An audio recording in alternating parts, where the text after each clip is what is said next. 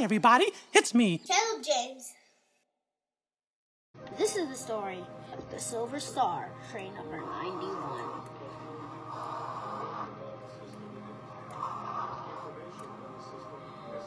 One day in 1971, we still don't know the date to this day. An E60 is in train number 91, the Silver Star. Silver Star heading from New York to Miami. The E60 leading the train was 4,400. The E60 leading the train was 672 at the time. It was 603 at the time.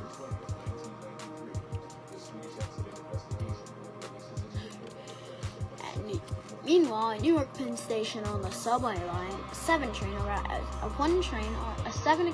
train arrives at the station.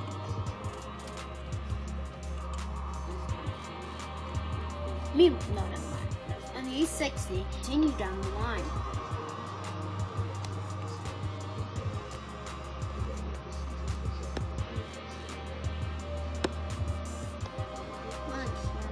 There we go.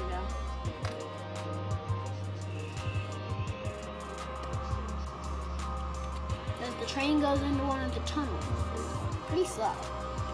However, a random person made the train go very fast. The train to go very fast in the tunnel. This will prove critical a little later. The train's max speed increased. Platform 5 at New York City's Penn Station. The train is arriving at the station. E60 gets controlled and goes slower on its way toward New York. Emo trains driving on the other platforms. The E60 arrives at the station scheduled on time. However, this would not matter.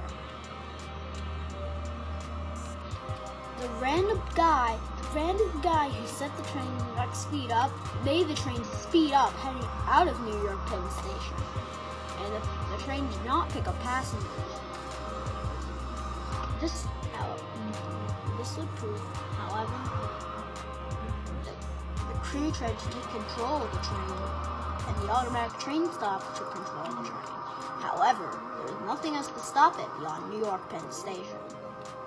The train began to run away after getting through the tunnels in the middle of the night.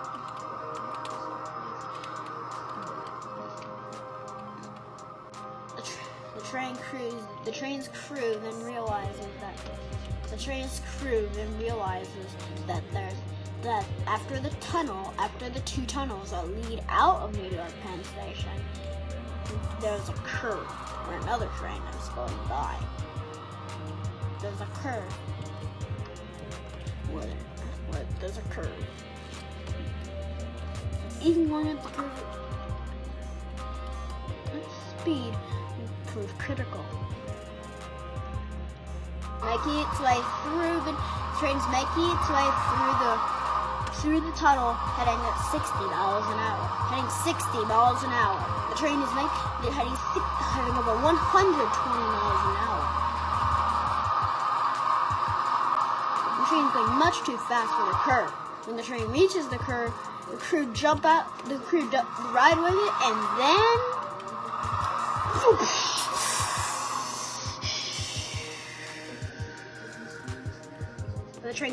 the train then continues going past the curve, but eventually the train keeps going past the curve, and the train is approaching a station at over 130 miles an hour. However, the cars of the train jackknife into each other and start to derail. Just outside the Cosmic Junction.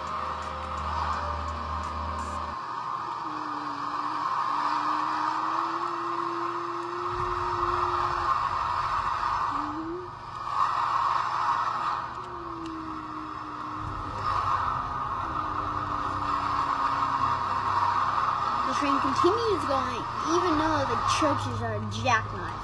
The train is going at full speed. speed, which is 190 miles an hour.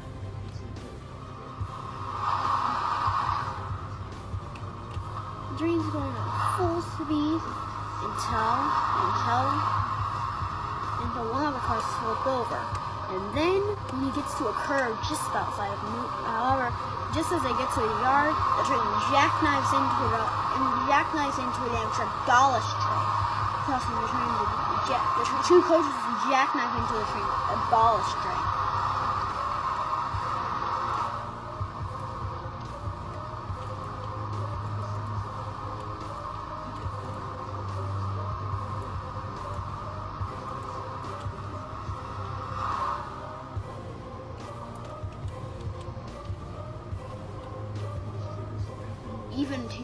Even to this day, this wreck is still it doesn't know how this wreck happened. However, the wreck was cleaned up and continued. And the wreck was cleaned up. However, the E60 and the coaches that jackknifed. The E60 was put back into the service. The coaches that jackknifed and derailed were all scrapped, and the coaches at the back were also continued in service. Even to this day, runways like this still happen, and curve accidents like this still happen. Frankfurt Junction that happened in 2015, and the Congressional Limited derailment due to a hot box on the same curve in 1944. About 364 people of the 364 of the 564 people on board the train almost instantly die. The train still passes here to this day, like this one. Back to the wreck of the train derailed and smashed its way through a red signal. It's all four tracks showing the red aspect. The express showing yellow. Today's Avalia Liberty still runs through here. The GG1 was moved and towed to the nearby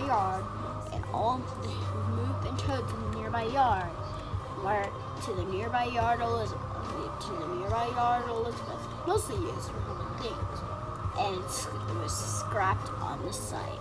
So this it was scrapped. 4879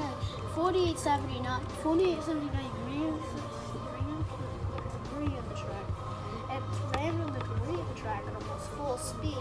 The nose and half of the engine are completely crushed and derailed everywhere. The GG1 after that was scrapped. The coaches tumble behind and ram and jackknife into each other. And all the other coaches, except the one at the back, scrapped.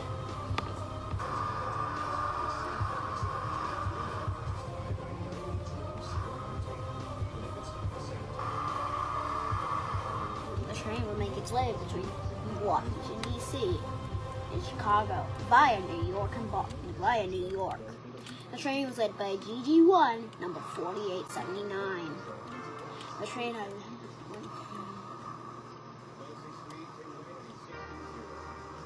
12 Bud coaches.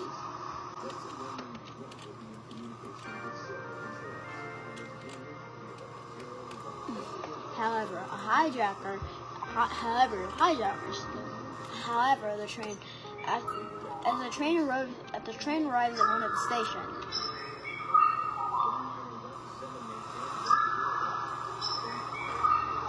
However, the train touches on a station.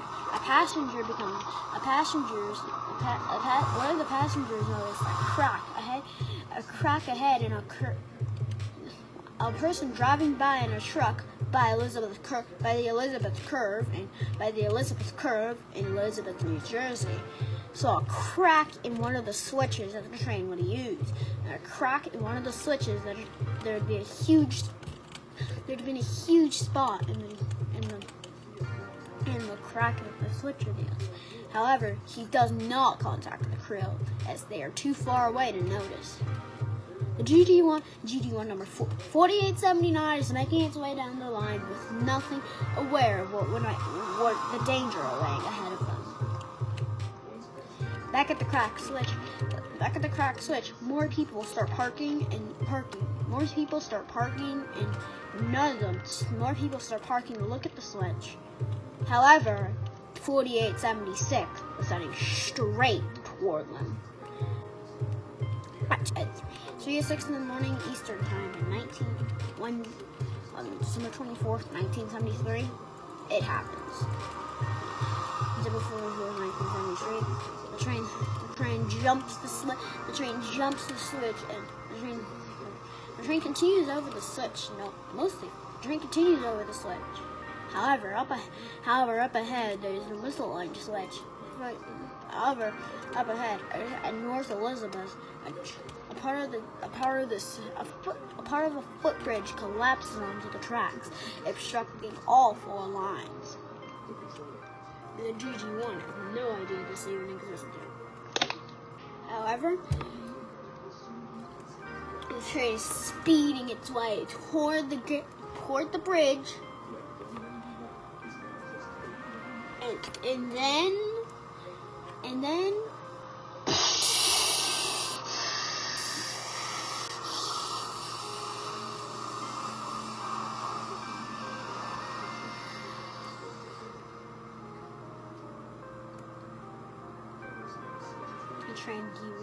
the train plows through the part of the bridge that collapses, derailing 11 of the 12 cars on the train. One of the cars manages to stop before the train can derail.